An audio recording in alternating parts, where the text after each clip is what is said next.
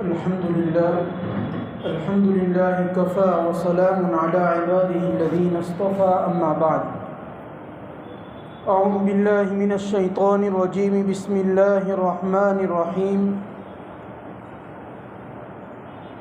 لقد كان لكم في رسول الله أسوة حسنة لمن كان يرجو الله واليوم الآخر وقال الله تبارك وتعالى ما آتاكم الرسول فخذوه وما نهاكم عنه فانتهوا واتقوا الله وقال النبي صلى الله عليه وسلم من تمسك بسنتي عند فساد أمتي فله أجر 100 شهيد أو كما قال عليه الصلاة والسلام۔ بزرگان محترم اور عزیز سامعین، ہم اور آپ جن ایام سے گزر رہے ہیں یہ ایام نہایت ہی بابرکت ہے۔ یہ جو مہینہ اور جن ایام سے ہم گزر رہے ہیں اس میں تاریخ میں بہت ہی عظیم الشان واقعات پیش آئے ہیں، یعنی ایسی دو چیزیں پیش آئی ہے کہ جن کا تصور ہم نہیں کر سکتے۔ چنانچہ ربیع الاول کا مہینہ چل رہا ہے اور کچھ ہی دنوں میں 12 ربیع الاول کا دن جو ہے وہ آنے والا ہے، تاریخ آنے والی ہے۔ اس دن جناب نبی کریم صلی اللہ علیہ وسلم کی ولادت بھی ہوئی اور آپ کا انتقال بھی ہوا۔ اس سلسلے میں علماء کے درمیان اختلاف ہے کہ جناب نبی کریم صلی اللہ علیہ وسلم کا انتقال کس تاریخ کو ہوا۔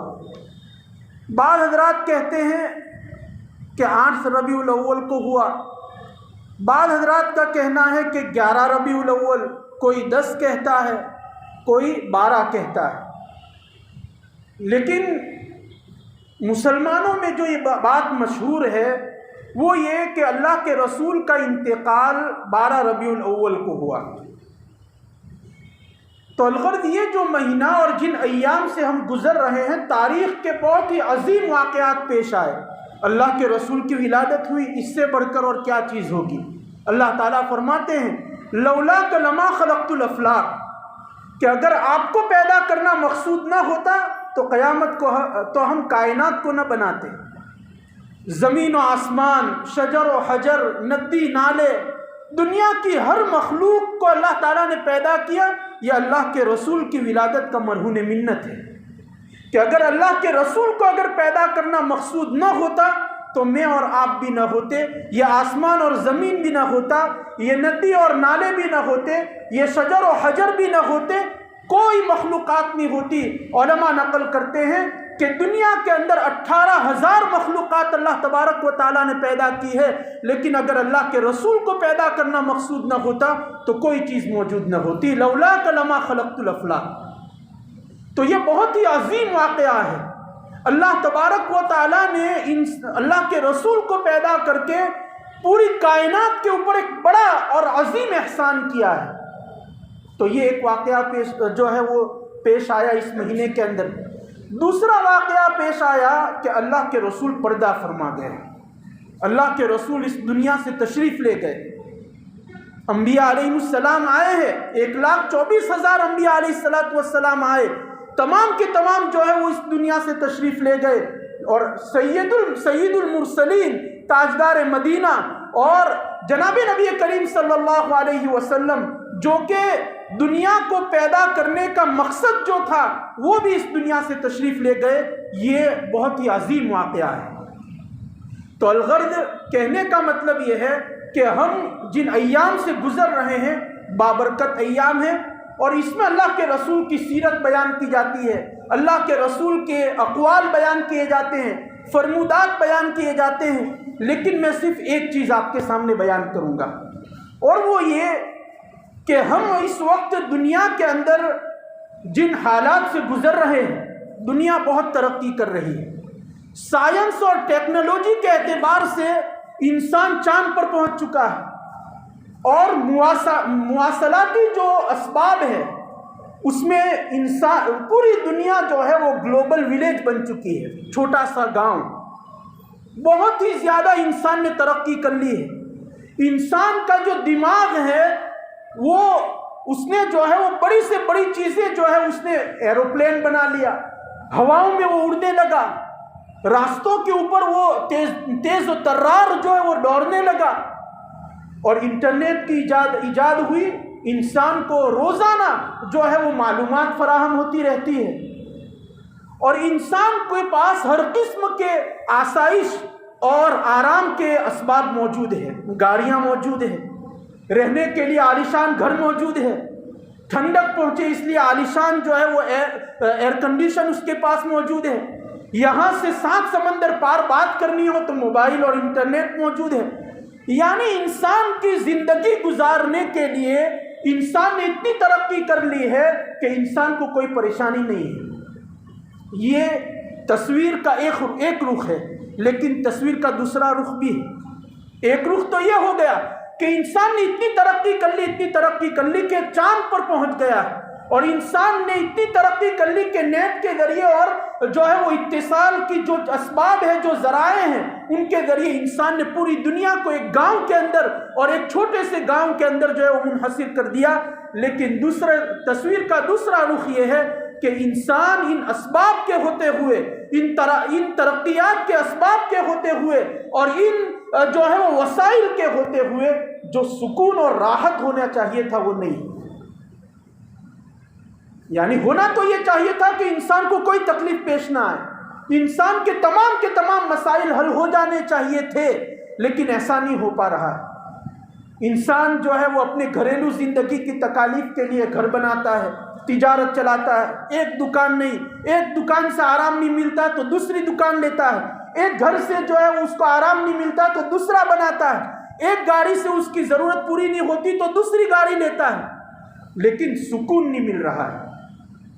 اس کا مطلب یہ ہوا کہ انسان کو جو سکون ملے گا وہ جس ذات نے انسان کو بنایا ہے وہی ذات انسان کو سکون پہنچا سکتی ہے۔ مثلا میں نے کوئی مشین بنایا ہے تو مشین کے کس پرزے کے اندر کیا خرابی ہے وہ میں جانتا ہوں، اور میں ہی اس کی اصلاح کر سکتا ہوں، اور میں ہی اس کو بنا سکتا ہوں۔ تو اللہ تبارک و تعالیٰ نے انسان کو پیدا کیا ہے، اللہ تبارک و تعالیٰ جو کہ خالق ہے، بنانے والے ہیں، وہ جانتے ہیں کہ انسان کو کہاں تکلیف ہو رہی ہے اور اس تکلیف کو دور کرنے کا ذریعہ کیا ہوگا۔ تو ہم اسباب تو بہت تلاش کر لیتے ہیں، اور اس کے بہت سارے اسباب جو ہیں وہ علماء بیان کرتے ہیں، لیکن میں ایک خاص چیز جو آج دنیا کے اندر پھیلی ہوئی ہے وہ یہ ہے کہ آدمی صحیح سالم نہیں ہے۔ پوری دنیا کو آپ دیکھ لیجئے، سلامتی یہ پوری دنیا کا مسئلہ بنا ہوا ہے، آدمی کو تحفظ نہیں ہے، انسانی حقوق محفوظ نہیں ہے۔ آدمی امریکہ میں رہتا ہو، مکہ مدینہ میں رہتا ہو، انکلیشور میں رہتا ہو، کہیں بھی رہتا ہو، اس کی جان اور اس کی مال محفوظ نہیں ہے۔ ہر جگہ دنیا جو ہے وہ کئی سال پہلے 2 جنگیں عظیم لڑ چکی ہے۔ کیوں؟ اسی لیے کہ بھائی تحفظ ہونا چاہیے، ایک ملک کو دوسرے ملک سے امن و امان ہونا چاہیے۔ 2 جنگیں عظیم لڑ چکی ہے، کروڑوں اور لاکھوں آدمی کی جو ہے وہ شہادت ہو گئی اور لاکھوں آدمی کی جان چلی گئی، لیکن اس کے بعد بھی جو فائدہ ہونا چاہیے تھا، تحفظ اور امن و امان ہونا چاہیے تھا، وہ نصیب نہیں ہوا۔ اور دنیا جو ہے اب تیسری جنگ عظیم کے دہانے کے اوپر ہے، وہ بھی اسی لیے اور حکومتیں جو ہیں وہ اپنے بجٹ کے خاص مقدار جو ہے وہ امن و امان کے لیے جو ہے وہ صرف کر رہی ہے۔ طرح طرح کے ہتھیار بنائے جا رہے ہیں۔ کیوں بنائے جا رہے ہیں؟ وہ اسی لیے کہ بھائی بازو کا جو ملک ہے، پڑوس کا جو ملک ہے، وہ ہم پر جو ہے وہ حملہ کرنا چاہتا ہے، ہماری جانوں کو وہ ضائع کرنا چاہتا ہے، ہم اس سے دفاع کریں گے اپنے ہتھیار کے ذریعے۔ تو یہ تحفظ اور سلامتی اس وقت دنیا کا سب سے بڑا مسئلہ ہے کہ کسی بھی آدمی کی جان محفوظ نہیں ہے، کسی بھی آدمی کا مال محفوظ نہیں ہے۔ روزانہ جو ہے وہ اخبار کو پڑھتے ہیں، لوٹ کھسوٹ اور چوری کی جو ہے وہ واقعات آتے ہی رہتے ہیں۔ بلکہ علماء نے جو تاریخ کی کتابیں لکھی ہے اور جو اسلام کے جو تجزیہ نگار ہے، وہ لوگ کہتے ہیں کہ بھئی امریکہ جیسا سپر پاور ملک اور امریکہ جیسا طاقتور ملک جس کے پاس تمام کے تمام اسباب موجود ہے، لیکن جو ہے وہ آپ جو ہے ٹی وی کے اوپر دیکھیں یا اخبارات کے اوپر دیکھیں تو وہاں بھی گولی چلانے کے واقعات، وہاں بھی جو ہے وہ بم پھٹنے کے واقعات، وہاں بھی جو ہے وہ علل اعلان فائرنگ کے واقعات جو ہے وہ ہو رہے ہیں۔ تو کہنے کا مطلب یہ ہے کہ بھئی تحفظ جو اس وقت پوری انسانیت کا مسئلہ ہے، وہ پوری دنیا کا سب سے بڑا مسئلہ ہے کہ انسان کی جان، انسان کی مال، کوئی بھی چیز جو ہے وہ انسان کا محفوظ نہیں ہے۔ اب یہ تحفظ کیسے حاصل ہوگا؟ جو صورتحال اس وقت ہے، ہم جس زمانے سے گزر رہے ہیں، جن ایام سے گزر رہے ہیں، جو حالات اور جو واقعات ابھی رونما ہو رہے ہیں، بعینہ اسی طرح کے واقعات اللہ کے رسول کے زمانے سے پہلے بھی تھے۔ اللہ کے رسول کو ابھی حضرت عیسیٰ علیہ السلام جو ہے حضرت عیسیٰ علیہ السلام کو اللہ تعالیٰ نے آسمان پر اٹھا لیا، پھر 550 سال تک کسی نبی کو بھیجا نہیں۔ انسانیت جو ہے، روئے زمین جو ہے وہ تڑپ گئی تھی اور ہر طرف جو ہے وہ جہالت کا پھیلاؤ تھا، فتنہ اور فساد جو ہے وہ برپا ہو گیا تھا، قتل و غارت گیری جو ہے وہ برپا ہو گئی تھی، ایک آدمی دوسرے آدمی کے خون کا پیاسا ہو گیا تھا۔ پھر 500 سال کے بعد اللہ تبارک و تعالیٰ نے جناب نبی کریم صلی اللہ علیہ وسلم کو مبعوث فرمایا۔ اللہ کے رسول تشریف لائے، صرف 23 سال کی قلیل مدت کے اندر کایا پلٹ دی۔ اس وقت بھی یہی قتل و غارت گیری تھی، دو قبیلے کے درمیان لڑائی ہوتی تھی، 40 سال تک لڑائی چلتی رہتی تھی۔ معمولی چیزوں کے اوپر تلوار نکل جاتی تھی، معمولی چیزوں کے اوپر جو ہے تکلیف پہنچا دی جاتی تھی، ظلم کے پہاڑ توڑ دیے جاتے تھے۔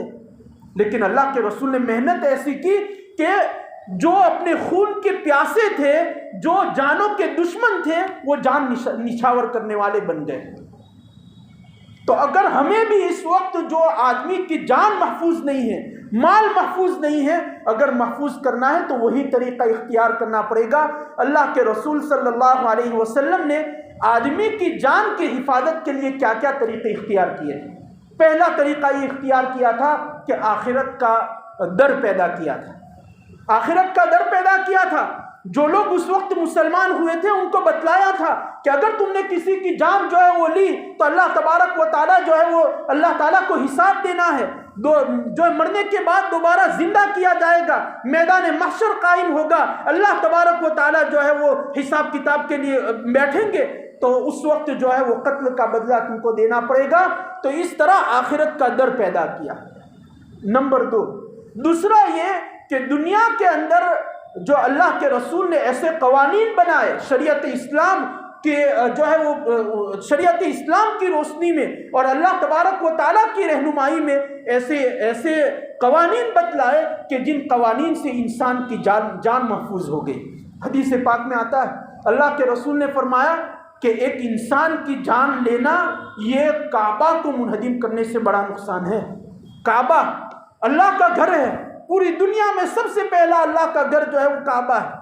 انبیاء علیہ السلام نے اس کو بنایا، حضرت آدم علیہ السلام سے لے کر حضرت ابراہیم علیہ السلام تک کے انبیاء کا اس میں حصہ رہا ہے، ان کے ہاتھ وہاں پر لگے ہوئے ہیں اور جنت کا ٹکڑا اس کعبہ کے اندر رکھا ہوا ہے۔ لیکن اس کو گرانے سے بڑا نقصان اور گناہ یہ ہے کہ آدمی ایک انسان کی اور خاص طور پر ایک مومن کی جان کو لے لے۔ یہ تعلیم دی اللہ کے رسول نے، تربیت فرمائی کہ تحفظ، انسان کا تحفظ ہونا چاہیے، انسانیت کی حفاظت ہونی چاہیے۔ حجۃ الوداع کے موقع پر اللہ کے رسول صلی اللہ علیہ وسلم نے جو اعلان کیا تھا اس میں یہی کہا تھا، مسلمانوں تمہارا مال، تمہاری جان ایک دوسرے کے اوپر اسی طرح حرام ہے جیسا کہ یہ مہینہ اور یہ جگہ تمہارے لیے احترام کی چیز ہے۔ تو وہاں حجۃ الوداع کے موقع پر بھی اللہ کے رسول نے یہی تعلیم دی کہ ایک دوسرے کی جان اور مال کی حفاظت ہونی چاہیے۔ حدیث پاک میں اللہ کے رسول نے فرمایا کہ جو من قال لا الہ الا اللہ عصموا منی دماءہم و اموالہم، کہ جس نے لا الہ الا اللہ کا کلمہ پڑھ لیا اس کی جان اور مال محفوظ ہونے چاہیے۔ یہ تعلیم دی صحابہ کو، صحابہ کی اس طرح تربیت فرمائی۔ چنانچہ اس کے واقعات بھی بیان کیے گئے۔ مثلا ماعز اسلمی رضی اللہ تعالیٰ عنہ زنا ہو گیا تھا ان سے۔ زنا کی سزا تو آپ کو معلوم ہوگی کہ اگر شادی شدہ آدمی زنا کرتا ہے تو اس کو رجم کیا جائے گا، یعنی پتھر کے ذریعے اس کو مار دیا جائے گا۔ اس وقت تک اس کو پتھر مارے جائیں گے جب تک کہ وہ مر نہیں جاتا۔ اور اگر غیر شادی شدہ آدمی زنا کرتا ہے تو اس کی سزا جو ہے 80 کوڑے 100 کوڑے قرآن مجید میں بیان کی گئی۔ ماعز اسلمی سے زنا ہو گیا، اللہ کے رسول کے، وہ بھی صحابی تھے، ہماری تمہاری طرح تو تھے نہیں کہ چھپا دے۔ انہوں اللہ کے رسول کی خدمت میں حاضر ہوئے اور وہاں آ کر انہوں نے یہ کہا کہ اللہ کے رسول زنا ہو گیا ہے، مجھے پاک کر دیجئے، زنا ہو گیا ہے، میرے اوپر حد جاری کیجئے، مجھے سنسار کیجئے تاکہ میرا گناہ دنیا کے اندر جو ہے وہ معاف ہو جائے، اور جب میں قیامت کے دن اللہ تعالیٰ کے سامنے جاؤں تو بالکل صاف ستھرا جاؤں۔ ادھر سے سامنے سے آئے تھے، اللہ کے رسول نے چہرہ پھیر لیا۔ تو کیوں پھیرا؟ کہ بھئی اگر اللہ کے رسول کہہ دیتے کہ ہاں چلو حد جاری کرتے ہیں تو ایک مسلمان کی جان چلی جاتی۔ اس کے بہت سارے اسباب علماء نے بیان کیے ہیں، لیکن اس میں ایک سبب یہ بھی ہے کہ بھئی اسی لیے اللہ کے رسول نے دیری کی۔ تو جب اللہ کے رسول نے ادھر چہرہ پھیر دیا تو وہ ادھر سے آئے، جب ادھر آئے تو پھر اللہ کے رسول نے ادھر چہرہ پھیر دیا تو وہ ادھر سے آئے۔ چاروں جانب سے جب ماعز اسلمی نے کہا کہ مجھ سے زنا ہو گیا ہے تو پھر اللہ کے رسول نے کہا کہ کاش ماعز اسلمی جو ہے وہ پہلے حضرت ابوبکر کے پاس گئے تھے۔ حضرت ابوبکر نے کہا کہ میں کچھ نہیں کر سکتا، اللہ کے رسول کے پاس جاؤ۔ ماعز اسلمی دوسرے نمبر پر حضرت عمر بن الخطاب کے پاس گئے، انہوں نے کہا کہ میں بھی کچھ نہیں کر سکتا، اللہ کے رسول کے پاس جاؤ۔ اللہ کے رسول نے اس وقت آہ بھری اور کہا کہ کاش کہ عمر یا ابوبکر میں سے کوئی آدمی اگر ان کو یہ مشورہ دیتا کہ بھئی جو ہے اپنے گناہ کو چھپا لو، اللہ تعالیٰ سے معافی مانگ لو، کسی سے کہنے کا جو ہے وہ ضرورت نہیں ہے، آنسو بہا لو اللہ تعالیٰ کی بارگاہ میں، اللہ تعالیٰ معاف کر دے گا۔ علماء نے اس پر جو بہت سارے نتائج نکالے ہیں اور جو بہت سارے اسباب بیان کیے ہیں، اس میں ایک سبب یہ کہ انسان اور خاص طور پر مسلمان کی جان کتنی اہمیت کی حامل ہے اور کتنی ضروری ہے، تحفظ کتنا ضروری ہے۔ اسی لیے اللہ کے رسول نے جو ہے ان کو اتنی دیر لگائی حد جاری کرنے میں۔ حالانکہ کسی کے اوپر حد جاری کرنا اور کسی کو حق اسلام کی بنیاد پر قتل کرنا یہ تو جائز ہے، حدیث پاک میں بیان کیا گیا۔ تو الغرض کہنے کا مقصد یہ تھا کہ لوگ اسباب راحت اختیار کرنے کے کتنے طریقے اختیار کر رہے ہیں۔ انسان جو ہے وہ بہت سارے طریقے اختیار کر رہا ہے، لیکن اس کو راحت، اس کو آسائش، اس کو آرام اسی وقت ملے گا جبکہ وہ اللہ تبارک و تعالیٰ نے جو اسباب بیان کیے ہیں وہ اسباب کو اختیار کرے۔ اس لیے کہ اگر میں کوئی چیز بناتا ہوں، میں کوئی مشین بناتا ہوں، تو میں جانتا ہوں کہ اس کے کس پرزے کی اصلاح کی ضرورت ہے، کس پرزے کو بنانے کی ضرورت ہے، کس پرزے کو کہاں ٹوٹا ہوا ہے اور وہاں کیا چیز لگائی جائے گی تو وہ صحیح ہو جائے گا۔ اللہ تبارک و تعالیٰ نے ہمیں بنایا ہے، اللہ تعالیٰ نے ہم کو پیدا کیا ہے۔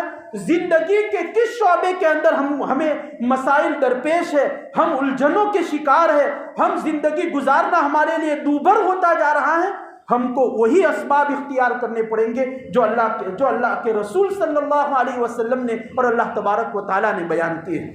یہ تو میں نے اس وقت دنیا جن حالات سے گزر رہی ہے اس میں جو سب سے بڑا مسئلہ ہے تحفظ اور انسانی حقوق کے ضائع ہونے کا مسئلہ، اسی کو بیان کیا۔ ورنہ دوسرے نمبر کے اوپر انسانیت کا سب سے بڑا مسئلہ جو ہے وہ یہ بھی ہے غربت اور بھوک مری۔ سب سے پوری دنیا، چاہے وہ جو ہے وہ مالدار ملک ہو، چاہے وہ معاش کے اعتبار سے سب سے زیادہ غریب ملک ہو، چاہے وہ گوروں کا مالدار ملک ہو یا کالوں کا جو ہے وہ افریقہ کا کوئی بھی ملک ہو، سب جگہ جو ہے وہ غربت اور افلاس ہے۔ خود ہمارے ملک کو لے لیجئے، ہمارے ملک میں کتنے لوگ خط افلاس سے نیچے 60% لوگ جو ہے وہ غربت کا شکار ہے، نان شبینہ کے محتاج ہے، ایک وقت کی روٹی ان کے پاس نہیں ہے، صاف پینے کا پانی ان کے پاس نہیں ہے، سب لوگ جو ہے وہ غربت سے پریشان ہیں۔ اللہ کے رسول کے زمانے میں بھی ایسا ہی تھا، بات سمجھ میں آ رہا؟ اللہ کے رسول کے زمانے میں بھی ایسا ہی تھا، لیکن اللہ کے رسول نے اس غربت کو دور کرنے کا کیا طریقہ اختیار کیا؟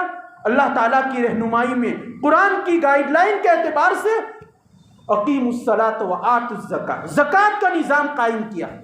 غربت ختم کرنے کا سب سے بہترین ذریعہ جو ہے وہ زکوٰۃ کا نظام ہے کہ آدمی اگر نصاب کے بقدر مال کا مالک ہو جاتا ہے، مستحق تک اگر زکوٰۃ پہنچائے تو وہ آدمی دوسرے سال زکوٰۃ نکالنے والا ہو جانا چاہیے۔ ہم کیا طریقہ اختیار کرتے ہیں کہ زکوٰۃ جو ہے وہ تھوڑی تھوڑی دے دیتے ہیں تاکہ وہ آدمی غریب ہی رہے اور آئندہ سال واپس اسی کو زکوٰۃ دے دے، یعنی پوری زندگی وہ آدمی غربت کی زندگی گزارے۔ اسلام کا یہ مزاج نہیں ہے، اللہ کے رسول کا یہ مزاج نہیں ہے، بلکہ زکوٰۃ نکالنے کے سلسلے میں حکمت یہ بیان کی ہے کہ جو آدمی غریب ہے اور زکوٰۃ لینے کا مستحق ہے، اس کو اتنا دو کہ وہ آئندہ سال جو ہے وہ زکوٰۃ دینے والا بن جائے۔ تو زکوٰۃ کا نصاب جو اللہ کے رسول نے بیان کیا وہ اسی لیے کہ بھئی جو غربت پھیلی ہوئی تھی اور جو بھوکمری پھیلی ہوئی تھی اور لوگ جو ہے وہ کھانے کے محتاج تھے، تاکہ زکوٰۃ کا نظام قائم کر کے ان کی بھوکمری کو اور ان کی غربت کو دور کیا جائے۔ تو ہمیں بھی یہی کرنا ہوگا کہ زکوٰۃ کا جو نظام ہے اس کو مستحکم کرنا ہوگا۔ چنانچہ اگر تمام کے تمام مسلمان اگر اپنی زکوٰۃ کو 100% اگر نکالنا شروع کر دے، علماء نے نقل کیا ہے کہ خاص طور پر مسلمانوں میں کوئی بھی آدمی جو ہے وہ غریب باقی نہیں رہے گا۔